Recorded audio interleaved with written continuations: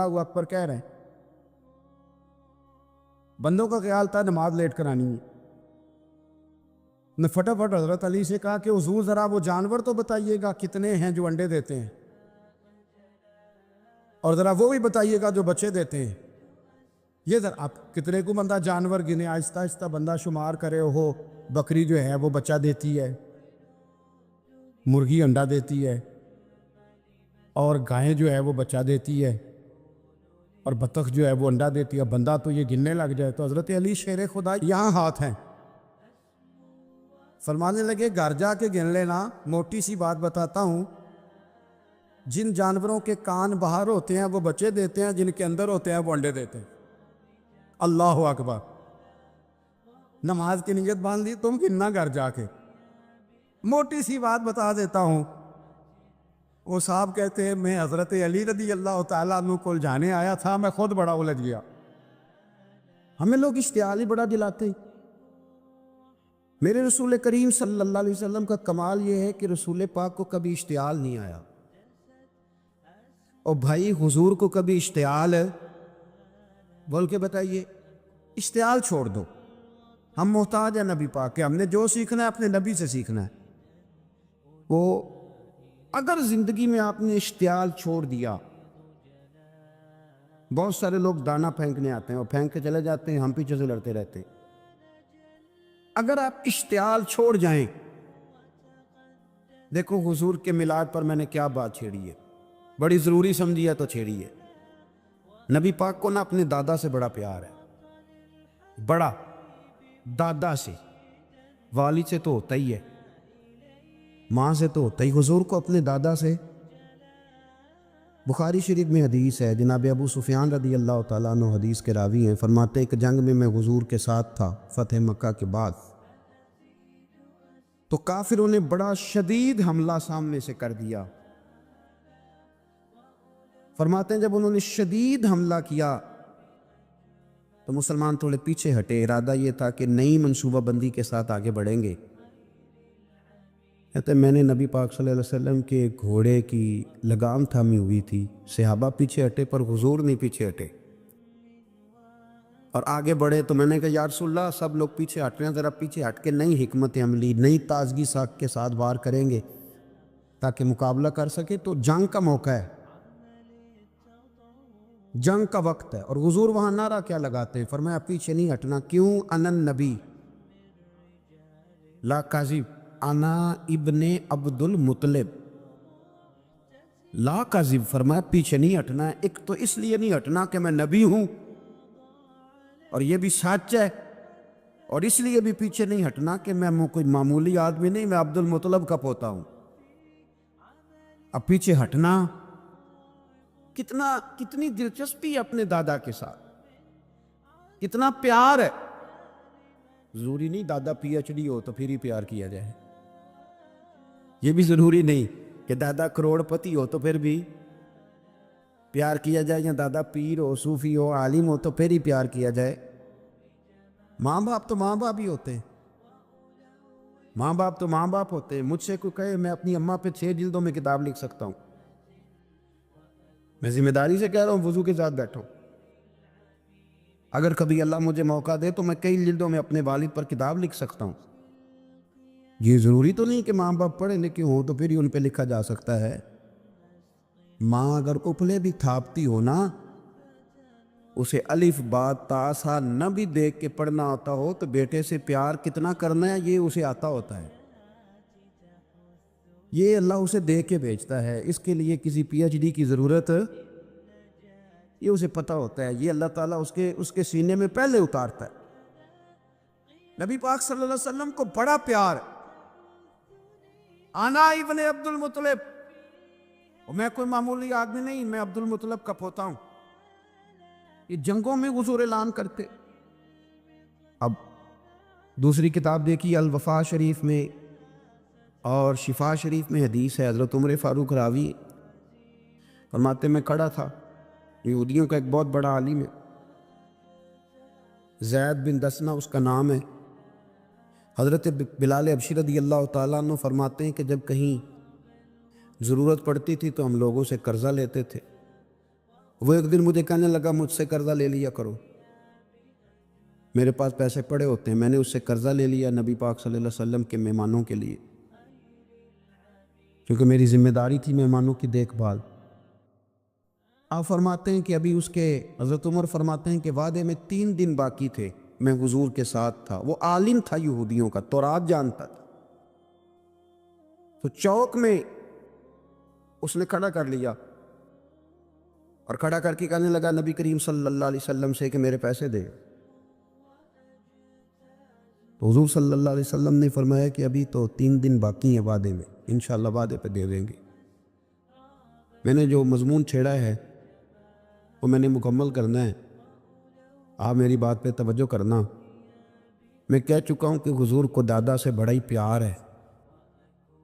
اب وہ یہودیوں کا عالم کیا کہتا ہے نبی پاک کو، تانا کس طرح دیتا ہے، معاذ اللہ ثم معاذ اللہ، نقل کفر، کفر نہ باشا۔ جب حضور نے کہا نا ابھی 3 دن باقی ہیں، تو کہنے لگا جی معاذ اللہ ثم معاذ اللہ، پھر معاذ اللہ، کروڑ دفعہ معاذ اللہ۔ کہنے لگا جی عبد المطلب کی اولاد کا طریقہ یہ ہے، پیسے لے لیتے ہیں پھر واپس نہیں کرتے، ہے نا اشتعال والی بات۔ یعنی ویسے ہی آپ کسی کو کہیں کہ تیرے دادے کی اولاد ساری کا طریقہ ہی وہ گرم ہو جائے گا۔ اور اگر یہ کہہ دیا جائے اس ذات کے بارے میں جس سے آپ پیار بھی عشق کی حد تک کرتے ہو، تو اب تھپڑ تو بنتے ہیں نا 4، اب ڈنڈا تو بنتا ہے نا۔ لیکن میرے نبی پاک اشتعال میں نہیں آتے تھے، مزاج نہیں تھا رسول کریم۔ نبی کریم صلی اللہ تعالی علیہ وسلم نے اتنی بڑی بات کر دی کہ حضرت عمر کہتا میں نے یوں کر کے تلوار پہ ہاتھ رکھا، نکال لی نیام سے باہر، گردن اڑاؤں گا اس گستاخ۔ رسول کریم نے فرمایا عمر یہ تو کیا کر رہا ہے، تیرے تو ذمہ یہ تھا کہ تو اسے نرمی کا کہتا اور مجھے پیسے دینے کا کہتا، اب اس طرح کر، اسے فلاں جگہ لے جا، وہاں کھجوریں پڑی ہیں تول کے دے دے، چل 2 کلو زیادہ بھی دے دینا۔ تو حضرت عمر فاروق رضی اللہ تعالیٰ عنہ کہتے ہیں میں نے کہا حضور زیادہ کس بات کی، میں تو پوری بھی ذرا ناپ تول کے دوں گا، اور احتیاط سے کس بات کی زیادہ، اس نالائق کو زیادہ دوں؟ حضور فرمانے لگے زیادہ اس لیے دینی ہے کہ تو نے اسے ڈانٹا ہے، تو نے تلوار دکھائی ہے، اب 2-3 کلو زیادہ دینی۔ حضرت عمر کہتے ہیں میں لے گیا اور میں نے 2-3 کلو کھجوریں زیادہ دی، پر وہ میرے اندر جو اس کے بارے میں کوفت تھی وہ جاتی نہیں تھی، میرا دل کرتا تھا کاٹ ڈالوں اسے، اور جب میں نے دے لی نا تو میرے قریب آیا، میرے گھٹنے پہ ہاتھ رکھا۔ آنسو بڑے قیمتی ہوتے، ایک کبھی نکلتے۔ کہتے ہیں جب میرے گھٹنے پہ اس نے ہاتھ رکھا تو وہ یہودیوں کا عالم رو پڑا، کہنے لگا عمر تیرا کیا خیال ہے کہ میں بلا وجہ یہ میں نے بات کر دی؟ کہا نہیں، روتا کیوں ہے، پہلے بے ادبی کرتا اب روتا ہے۔ تو کہنے لگا عمر میں کوئی معمولی آدمی نہیں، میں پڑھا لکھا بندہ ہوں، معمولی ہوتا تو جلدی مان جاتا، میں تورات کا، انجیل کا، زبور کا عالم ہوں، میں نے آخری نبی کی ساری صفتیں اپنی کتابوں میں پڑھی ہیں، میں نے ساری باتیں چھپ چھپ کے نبی پاک میں دیکھ لی تھی، ایک بات میں نے حضور کی آزمانی تھی ابھی، وہ یہ تھا کہ نبی پاک کے سامنے جتنی بھی جہالت کرو گے نا، اللہ کے رسول کا حلم اس پر غالب آ جائے گا، حضور کا صبر اس پر غالب آئے گا۔ میں نے نا آج وہ آزمانا تھا، اور میں نے نا سازش کر کے بلال کو پیسے دیے تھے، اور میں نے سازش کر کے 3 دن پہلے مانگے تھے، پر عمر تجھے مبارک ہو، میں نے تو آزما کے مانا ہے، تو بغیر آزمائے محمد عربی کا غلام بن گیا ہے، اب لے جا، مجھے معافی بھی دلا، اور نبی پاک صلی اللہ علیہ وسلم کی غلامی بھی میرے لیے، اس سند پہ بھی تو میرے ساتھ شامل ہو۔ زندگی میں اشتعال نہ اپنے آپ کو آنے دے۔ لوگ دنیا میں باتیں کرنے آئے ہیں، اور باتیں کرنے والے رہ جایا کرتے ہیں، باتیں کرنے والے، میری بات کی سمجھ آ رہی ہے، اور کام کرنے والے وہ کر جاتے۔ اگر آپ باتوں پہ آپ وقت گزاریں گے تو رہ گئے اشتعال، وکیلوں کو بھی یہاں اشتعال آتا ہے، یہاں ڈاکٹروں کو بھی اشتعال آتا ہے، یہاں فلانے کو بھی اشتعال آتا ہے، یہاں بھئی آپ کس چکر میں پڑ گئے؟ اگر آپ کو اشتعال ہی آنا ہے، آپ دیکھیں نا اہل طائف نے نبی پاک کے ساتھ کیا کیا۔ تاریخ میں نا کچھ الفاظ ایسے ہیں جو پڑھے نہیں جاتے۔ جب انہوں نے کہا کہ معاذ اللہ آپ نبی ہیں جو دروازہ دروازہ گھوم رہے ہیں، آپ نبی ہیں جن کے ساتھ لشکر ہی کوئی نہیں، پیسے ہی کوئی نہیں، آپ ہیں، اتنے سخت جملے، پھر پتھر بھی مارے۔ اشتعال تو 1.5 منٹ میں آ جاتا بندے کو، اور ہمارے ہاں تو رہ بھی صرف اشتعال ہی گیا ہے، صرف اشتعال ہی ہے، جس کو دیکھو اسے اشتعال ہے، ادھر بھی لڑائی، ادھر بھی دنگا، ادھر بھی فساد۔ بھئی آپ چھوڑیں۔ رسول کریم علیہ الصلوۃ والسلام کو حضرت زید بن حارثہ نے کہا حضور دعا کریں یہ تباہ ہو جائے۔ نبی پاک نے فرمایا، لفظ حدیث کے فرمایا لم ابعث لعانا، فرمایا میں کو تانے دینے والا بن کے آیا ہوں، میں کو وہ ہوں جو تانا زنی کروں گا، بد دعا دوں گا انہیں۔ فرمایا انما بعثت ہادیا و رحمہ، فرمایا میں تو رحمت بن کے آیا ہوں اور لوگوں کو ہدایت کا راستہ دکھانے کے لیے آیا ہوں۔ زندگی میں کبھی بھی اشتعال۔ ایک بات اور کرنی ہے آپ سے، اس پر بھی آپ نے خاص توجہ کرنی ہے، جو ہمارے لیے سرکار کی محتاجی میں سے خیرات ہم نے لینی ہے، وہ یہ ہے نبی پاک صلی اللہ علیہ وسلم کو نا قرآن مجید نے حریص کہا۔ اللہ اکبر۔ یہاں شاید آپ مجھے کہہ دیں تو میں ناراض ہو جاؤں، لیکن قرآن نے کہا حریص علیکم بالمؤمنین رؤوف الرحیم۔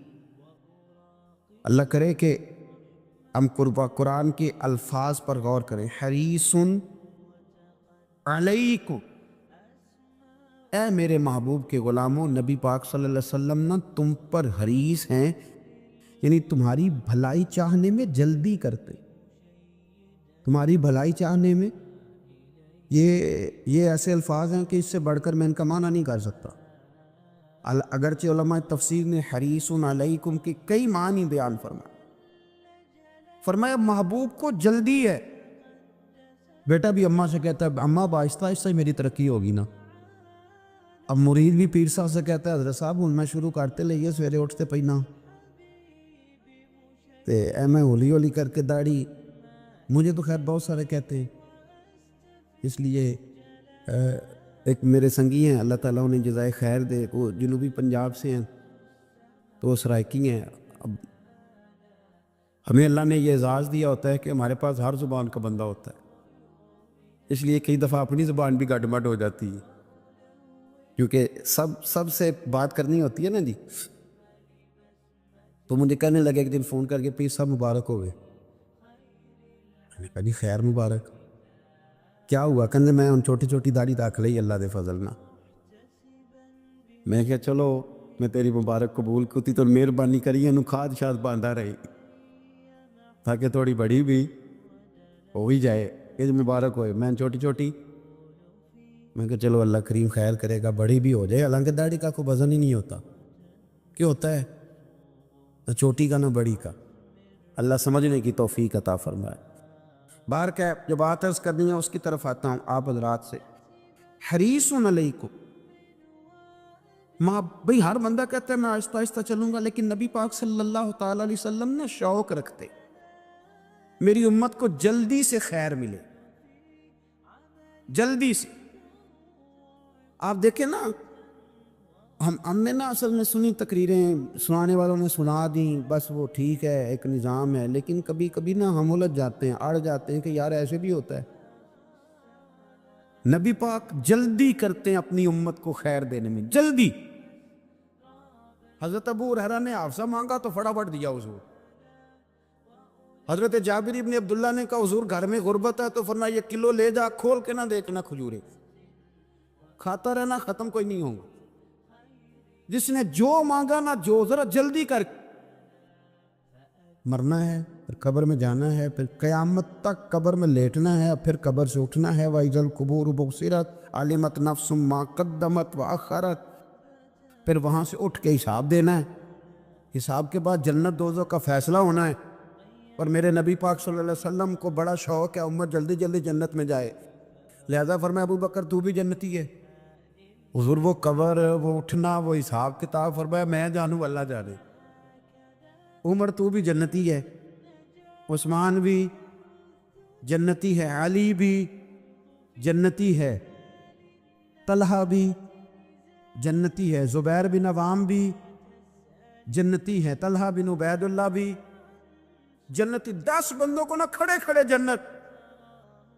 امام حسن اور حسین پیچھے کھیل رہے تھے، تو پوچھ لیا کسی نے حضور یہ 10 تو جنتی ہیں، تو فرمایا جو پیچھے ہیں، تو کہا سید الشباب اہل الجنہ، یہ جنتی ہیں اور یہ جنتیوں کے سردار ہیں۔ آپ ذرا پلٹ کے دیکھ لیں کس طرح حضور نے، اور یہ اس شوق کو آپ سمجھیں، ہمیں تو شوق ہی کوئی نہیں۔ اب یقین کریں نہیں شوق، زیادہ سے زیادہ شوق ہوگا تو اپنے بیٹے کے حق میں ہوگا کہ جلدی جوان ہو جائے، اور اس میں بھی ہماری ڈبل لالچ ہوتا ہے کہ بچہ جوان ہو جائے اور میں کبھی بوڑھا بھی نہ ہوں، یہ بھی جوان ہو جائے اور میں بھی جوان ہی رہوں۔ بھئی یہ تو نہیں نہ ہو سکتا، اگر وہ جوان ہوگا تو پھر آپ کو بوڑھا ہونا پڑے گا، لیکن ہمارا ڈبل لالچ ہے، یہ بھی جوان ہو جائے اور میں بھی جوان ہی رہوں، یہ ہو سکتا؟ نبی پاک صلی اللہ علیہ وسلم نے فرمایا، آپ ذرا غور کریں، فرمایا وہ بیر رومہ ہے جو خرید کے دے دے گا میں اسے جنت کی بشارت دیتا ہوں۔ فرمایا جو مسجد بنائے گا میں گارنٹی دیتا ہوں اپنے لیے جنت میں مکان بنا لے گا۔ میرے رسول کریم علیہ الصلوۃ والسلام جنت کو آسان کرتے چلے گئے، فرمایا 2 چیزوں کی ضمانت دے دے، زبان اور شرمگاہ کا غلط استعمال نہ کرنا، میں تجھے گارنٹی دیتا ہوں کہ رب تجھے بغیر حساب کتاب جنت عطا کر دے۔ جلدی کے ساتھ حضور نے یہ شوق پیدا کی۔ ہمارے ہاں نا ہر معاملے میں تیزی ہے، امیر راتوں رات ہونا ہے، حسین راتوں رات ہونا ہے، اور بادشاہ بھی نیک ذرا آہستہ آہستہ ہو کے کرنا ہے، آہستہ آہستہ آہستہ آہستہ۔ اور تم ہر بلے مسیطے بہ رہے ہیں تو اور کتے بھئی ہے جی؟ بھئی مسجد اللہ کا گھر ہے، تیرے گھر بیٹھتے تو 2-3 زیادہ بیٹھتے، تو نے کہنا تھا کوئی اور کام بھی کریا کر۔ اللہ کے گھر بیٹھے ہیں تو یہاں بھی تجھے اعتراض ہے، کدھر جا کے بیٹھے، کدھر بیٹھے جا کے؟ ہمارا ایک پیر بھائی تھا، اللہ اکبر، تو حضرت صاحب کے پاس آ کے نا کسی نے شکایت لگائی اس کی کہ اس کے گھر والے کہتے ہیں دیار والے پیران کو لے بیٹھا رہنا ہے، تو سب ہنس پائے اور مان لگے ایک باری پھر گل کری، کہتا جو کہتے ہیں ہر وقت پیروں کے پاس بیٹھ رہتا ہے، فرمایا یار بڑا مزہ ہے، ایک باری پھر کری۔ تو وہ جب حضرت صاحب کو مزہ آتا تھا تو ہمیں مفت میں آنا شروع ہو جاتا تھا۔ تو یہ تو بڑی بات ہے نا جی کہ کوئی کسی اللہ والے کے پاس بیٹھتا ہے۔ میری بات کو سمجھ لیں، جلدی کرتے رسول کریم، ہمیں بھی تھوڑی جلدی کرنی چاہیے نبی پاک کا غلام بننے۔ صحابہ نے بڑی جلدی کی، آپ یقین کریں 1 منٹ بھی دائیں بائیں نہیں، بس آج حکم آیا، آج ختم، آج ہی عمل ہوگا، کل پرسوں ترسوں کی بات کوئی نہیں۔ ساری دنیا جاتی ہے نا مدینہ شریف اور جا کے دیکھتی ہے مسجد قبلتین، 2 قبلوں والی مسجد، یار بڑا مشکل کام ہے، بڑا مشکل کام ہے۔ لوگ کہتے ہیں پہلا تسی انجاندے سو، اب یہ کہنا شروع کر دیے بڑا مشکل کام ہے۔ حضور نے 4 رکعتوں والی نماز 2 ادھر منہ کر کے پڑھائی اور پھر 2 رکھتے ہیں، اور یار مشکل ہے کام، بڑا مشکل۔ یہاں تو میرے بھائی پگڑی کا سٹائل بدل ناراض ہو جاتے، اور میرے رسول کریم صلی اللہ علیہ وسلم نے کعبے کا رخ ہی پھیر لیا تو سلام کے بعد صحابہ نے سوال نہیں کیا۔ کسی نے پوچھا کل تم نے 2 ادھر پڑھی تھیں آج ادھر پڑھی، انہوں نے کہا ہم نے قبلہ نہیں دیکھا، ہم نے تو یہ دیکھا امام کدھر جا رہا ہے۔ حاجیو آؤ شہنشاہ کا روضہ دیکھو، کعبہ تو دیکھ چکے اب کعبے کا بھی کعبہ دیکھو، جلدی کرے، وقت بڑا تھوڑا ہے۔ امام بیہقی کی روایت لائے ہیں، محبوب پاک نے فرمایا میرے امتی نے کسی ضمنی کافر کے ساتھ اگر زیادتی کی، وہ ٹیکس دیتا تھا، جزیہ دیتا تھا، ذمہ کافر تھا، اور میرے امتی نے اگر اس کے ساتھ زیادتی کی، نبی پاک صلی اللہ علیہ وسلم فرماتے ہیں میں قیامت کے دن اس کافر کے ساتھ مل کر اپنے امتی پر اللہ کی بارگاہ میں مقدمہ دائر کروں گا، میں خود مقدمہ دائر کروں۔ آپ کب بولیں گے؟ ابھی بھی وقت نہیں ہے آپ کے بولنے کا۔ میری تو دعوت یہ ہے کہ ہر سیاسی جماعت ریزائن کرے کہ ہم اس ملک میں سیاست نہیں کریں گے، مذہبی جماعتیں تبلیغ کرنا بند کر دیں، پیران اعظام کدی نشینیاں چھوڑ کے باہر نکلے، جو ہر چوک اور ہر چوراہے میں لوگ نصیحتوں کا بازار گرم کر کے کھڑے ہیں، یہ چھوڑ دیں۔ کیا اثر ہے تمہاری تبلیغوں کا؟ کیا مل رہا ہے قوم کو؟ تمہاری گدیاں کیا تزکیہ نفس کر رہی ہیں؟ اور ہر اس آدمی پہ مقدمہ ہونا چاہیے جس کے موبائل میں گندی فوٹو ہے۔ ہر وہ آدمی مجرم ہے جو کند دیکھتا ہے، کند آگے تقسیم کرتا ہے۔ ایسے ہی ایک دو آدمی کا نام لگا کے چپ کر گئے ہو، صبح قیامت کے دن میں مجھے بھی پوچھا جائے گا اور آپ کو بھی پوچھا جائے گا۔ ہر ایک آدمی دوسرے پہ بوجھ ڈال کے خاموش ہو جاتا ہے۔ حکومت نے غلط کیا، حکومت بنوائی کس نے تھی؟ کس نے ووٹ دیا تھا؟ برابر کے شریک ہیں ان کے جرموں میں جو ان کو ٹھپے لگاتے ہیں، چپ کر جاتے ہو تنقید کر کے۔ حضرت سیدنا امام مالک رحمۃ اللہ علیہ فرمایا کرتے ظالموں کا مددگار بھی ظالم ہوتا ہے، تو ان کو ٹھپے لگانے والا ظالم نہیں ہوتا؟ وہ نہیں مددگار ظالموں کا؟ ابھی تک لوگ کہہ رہے ہیں مولانا آپ سخت جملے کہتے ہیں، آپ سخت جملے کہتے ہیں، آپ بچیں۔ میں نے کہا تمہیں پتہ نہیں نا، تمہیں خبر نہیں، تم اس زیادتی کا شکار نہیں ہو، تمہیں کیا پتا۔ میرے ایک چچا کا بیٹا تھا، اکلوتا تھا، وہ رستے میں جاتے ہوئے کسی کی گولی کا شکار ہو گیا۔ میں تھانے گیا پرچہ کٹوانے، طالب علمی کا زمانہ تھا۔ جب میں گھر سے نکلا تھا تو میری جیب میں 2 روپے تھے۔ میرے تو ابا جی بڑی دیر پہلے انتقال کر گئے۔ چچا کی یہ حالت تھی کہ وہ بیچارے اٹھنے کے قابل نہیں رہے، ایک بیٹا تھا۔ اور میں جب تھانے گیا تو میں نے پرچہ کاٹنے والے سے کہا کہ قتل ہو گیا ہے، پرچہ کٹوانا ہے۔ اور ڈاکٹر یہ کہتا ہے، ڈاکٹر یہ مسیحا بنے پھرتے ہیں قوم کے، وہ کہتا ہے لاش کو ادھر رکھو اور پہلے پرچہ کٹوا کے لاؤ، پھر پوسٹ مارٹم کریں گے۔ اس نے بھی ایک ٹیلی فون کرنا گوارا نہیں کیا کہ سارے ظالم ہیں الا ماشاء، یہ سب کٹہروں میں آئیں گے، ان سب کو حساب دینا۔ ان کی گودوں میں بیٹھنے والے مولوی اور پیر سب سے پہلے وہ لٹکائے جائیں گے، سب سے پہلا نمبر ان کا ہے۔ میں نے جا کے کہا پرچہ کہ پہلے پرچہ کٹواؤ پھر پوسٹ مارٹم سے۔ میں نے کہا پرچہ، تو پولیس والا مجھے کہنے لگا ایک پینسلوں کا ڈبہ لاؤ۔ یہ نمائندے ہیں ہمارے، یہ ہماری حفاظت کرنے پہ، یہ تمہارے لیے تم نے خود اپنے لیے پولیس بنائی ہے۔ زینب کا چچا کہتا ہے جب میں تھانے گیا تھا پرچہ کٹوانے، مجھے پولیس والے کہتے تھے اگر مالٹے ٹھنڈے ملتے ہیں تو لے کے آ۔ اور زینب کا چچا کہتا ہے کہ وہ مجھے کہتے تھے کہ جا نیسلے کی 2 بوتلیں لا، پانی پینا ہے۔ اس ملک پہ بسنے والوں کا کوئی وارث نہیں، کوئی نہیں ان کا والی وارث۔ اور کہتا ہے کوڑے میں پڑی لپٹی ہوئی خون سے لاش، اور مجھے پولیس والے کہتے ہیں فلانے نے لاش ڈھونڈیا، اسے تو پہلے 10,000 دے لے۔ میں ظالم ہوں، آپ ظالم ہیں جنہوں نے ان ظالموں کو اپنا سپہ سالار بنایا۔ تیاری کر رہو اللہ کے حضور۔ میں نے پوچھا رب کریم سے، مولا تو بتانا رزلٹ کب نکلے گا؟ تو رب کریم نے فرمایا دنیا تو غافل ہو سکتی ہے، وَلَا تَحْسَبَنَّ اللَّهَ غَافِلًا عَمَّا يَعْمَلُ الظَّالِمُونَ۔ کر جا کے سورۃ ابراہیم کی آیت نمبر 42 پڑھو۔ رب فرماتا ہے اللہ غافل نہیں ہے ان لوگوں سے جو دنیا میں ظلم کر رہے ہیں۔ اللہ ظالموں کے کاموں سے غافل ہے تو پھر مولا رزلٹ کیا ہے؟ فرمایا انما یؤخرہم لیوم، اللہ نے ایک دن کے لیے یہ فیصلے رکھے ہوئے۔ رب روز عدالت نہیں لگائے گا، اللہ نے ایک دن رکھا ہوا۔ تشخص فیہ الابصار، فرمایا میں ظالموں کو اس طرح لٹکاؤں گا کہ لوگوں کی آنکھیں کھلے کی کھلی رہ جائیں. میں ظالم کو رب کریم فرماتا ہے مجھے کوئی غافل نہ سمجھے، وقت آنے والا ہے، وقت آنے والا ہے.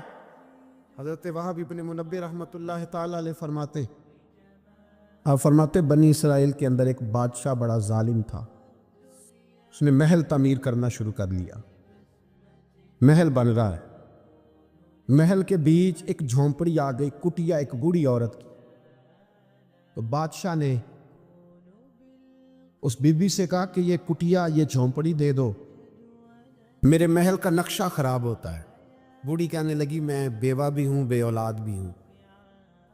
جب میں بیاہ کے یہاں آئی تھی تو میرے ابا نے کہا تھا بیٹی تیرا جنازہ نکلنا چاہیے، تو چلو میں پکا ہوا پھل ہوں، تھوڑا وقت رہ گیا ہے، مر جاؤں گی تو تمہارا ہی ہے، میرا کون سا قبالی وارث ہے. چلو زندگی کی جو سانسیں رہ گئی ہیں مجھے یہاں گزار لینے دو. توجہ ہے نا میرے عزیزوں کی، مجھے یہاں گزار لینے دو. پوری منت کرنے لگی. بادشاہ نے کہا نہیں نہیں، تو پیسے لے اور ہمیں خالی کر کے دے جھونپڑی. بادشاہ نے اصرار کیا تو پوری کہنے لگی نہیں میں نہیں دوں گی. وہ اپنے گھر کے اندر بیٹھ گئی. یوں سمجھ لیجئے کہ بلڈوزر تیار کر کے چھپا دیا گیا. 2 4 5 سپاہی کھڑے کر دیے کہ بوڑھی نے کو ساری زندگی گھر میں تو نہیں نہ بیٹھنا، نکلنا تو ہے نا باہر. جب نکلے نا تو فوراً اس کا مکان گرا دو، 2 4 5 10 مستری اکٹھے لگاؤ، دیوار بنا دو. اس طرح قبضے ہوتے. بوڑھی کچھ دیر تو چمٹی رہی گھر کے ساتھ، پھر اس کو نکلنا بھی تھا. جب اس نے سمجھا کہ امن ہو گیا ہے پھر وہ بوڑھی باہر نکلی. اور جب وہ گئی باہر، چند گھنٹوں کے بعد واپس آئی تو جھونپڑی گری ہوئی تھی. گھر کی چھت کے تنکے ہواؤں کے ساتھ بکھرے ہوئے تھے. نیا مکان بن گیا. وہب ابن منبہ علیہ رحمہ فرماتے اس بی بی نے جو دعا مانگی تو عرش فرش ہلنے لگے، زمین کانپنے لگی. اس بی بی نے لفظ پتہ کیا ادا کیے؟ کہنے لگی اے اللہ میں تو موجود نہیں تھی، تو بتا دوں کہاں تھا. اللہ میں تو نہیں تھی.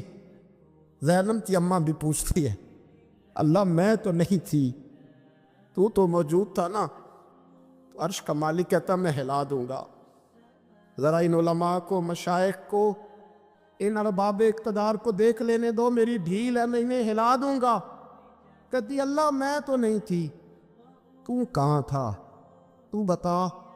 رب کہتے ہیں فرمایا جبریل دوڑ کے جا، دوڑ. اللہ حکم کیا ہے؟ فرمایا پلٹ دے اس بستی کو، تباہ کر دے ان لوگوں کو جو ظلم پر چپ رہتے، انہیں تباہ کر دے. دنیا میں قتیل اس سے منافق نہیں کوئی، دنیا میں قتیل اس سے منافق نہیں کوئی جو ظلم تو سہتا ہے بغاوت نہیں کرتا. اس کا منافق نہیں کوئی. منافق بن کے جینا بند کر دو، اب مومن بن کے جینا سیکھو. ان ظالموں کے خلاف بولو. میرے عزیز کہتے تباہ کر دو بستی کو. بستی الٹتی، گھر تباہ ہو گئے. یاد رکھو عرش کا مالک ہے تو میں دیکھ رہا ہوں، ورنہ کوئی موجود نہ تھا، میں تو تھا نا، میں تو سارا کچھ دیکھ رہا ہوں. میں اس وَلَا تَحْسَبَنَّ اللَّهَ غَافِلًا عَمَّا يَعْمَلُ الظَّالِمُونَ. لوگ اللہ کو غافل نہ سمجھے. اور پھر میڈیا چیختا ہے، کہتا ہے جی بڑا ظلم ہوا. اس کام میں سب سے زیادہ کردار اس برائی کو پھیلانے میں میڈیا کا ہے. میڈیا تو بچوں کو گناہ کے طریقے بتلاتا ہے. اور حکومتیں ممتاز قادری کا جنازہ نہ دکھانا ہو تو میڈیا سارا بند ہو جاتا ہے. فیض آباد دھرنے کا ظلم نہ دکھانا ہو تو میڈیا سارا بند ہو جاتا ہے. تو گند اگر دکھانا بند روکنا چاہیں تو گند رک سکتا ہے کہ نہیں رک سکتا؟ یہ پابندی، یہ ٹیکنیکلی زمانہ ہے. اگر یہ بند کرنا چاہے ٹھیک کرے، اگر یہ بند کرنا چاہے تو ہر چیز اپنی جگہ پہ بند ہو سکتی ہے کہ نہیں؟ بولیں. لیکن ہم تو روئیں گے نا، فیس بک پہ تصویر لگائیں گے زینب کے ساتھ ظلم ہوا، تو تیری تو امام والی دکان پہ گندی فوٹو لگی ہوئی ہے، تیرے تو موبائل میں سارا گند ہے۔ اس گند کی ترویج و اشاعت میں تو میں اور آپ شامل ہوتے جا رہے، گند تو پرموٹ ہو رہا ہے، اسی سے تو لوگوں کے جذبات ابھرتے ہیں۔ ابا جی کہتے ہیں مجھے اعتبار ہے، مجھے اعتبار ہے بیٹی پہ۔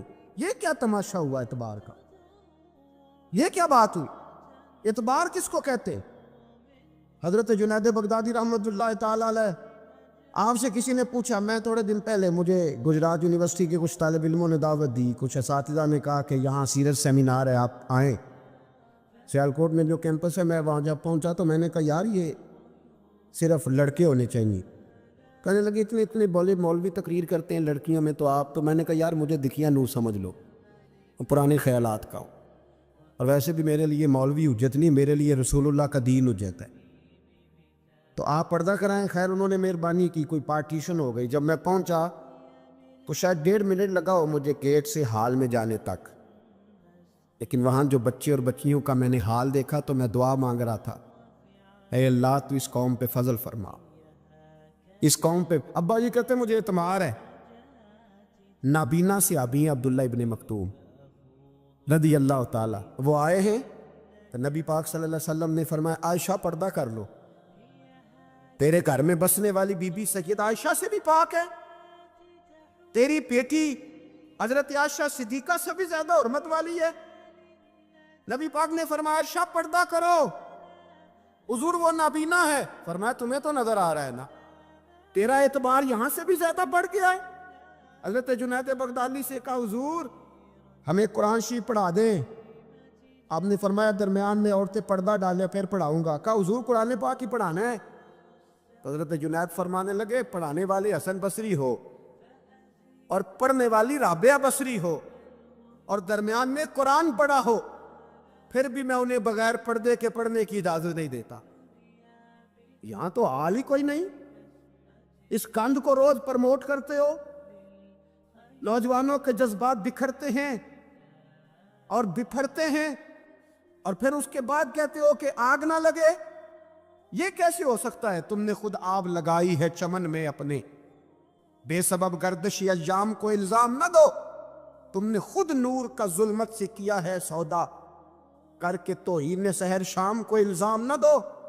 او بھائی یاد رکھو، جب تک یہ گند رہے گا فحاشی اور عریانی رہے گی۔ انڈیا کے اندر زیادتی کے واقعات زیادہ ہیں پاکستان کے نسبت، کیوں؟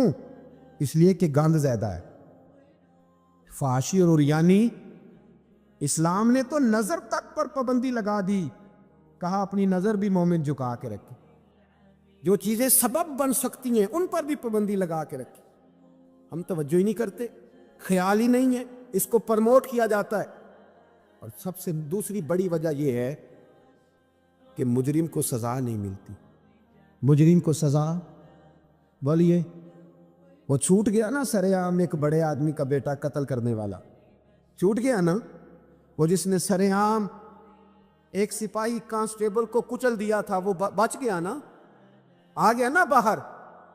ریمنڈ ڈیوس کئی گولیاں مار کے بچ گیا نا۔ جب مجرم کو سزا نہیں ملتی تو پھر گناہ بند۔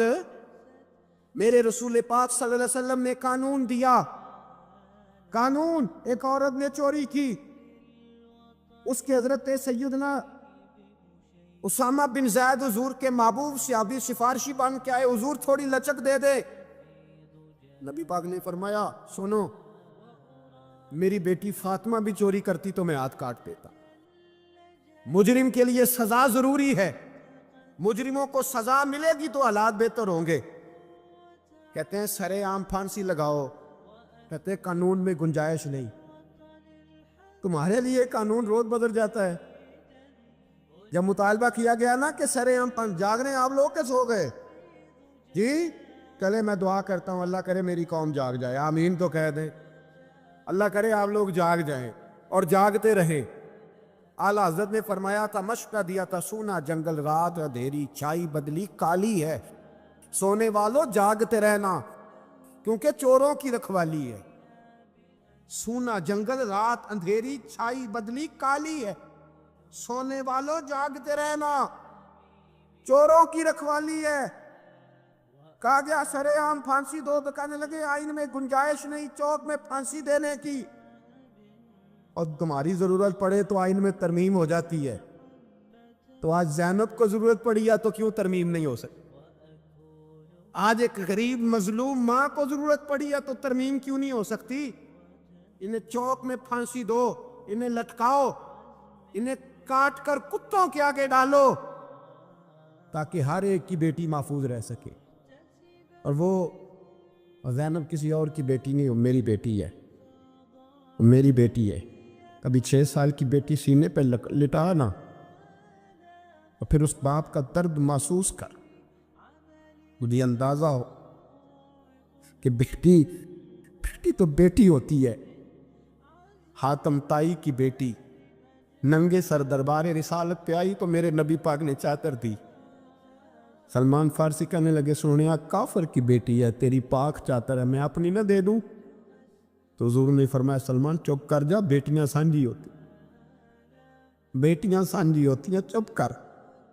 کافر کی بیٹی صحیح بیٹی تو ہے نا، اور بیٹیاں تو سانجھی ہوتی ہیں۔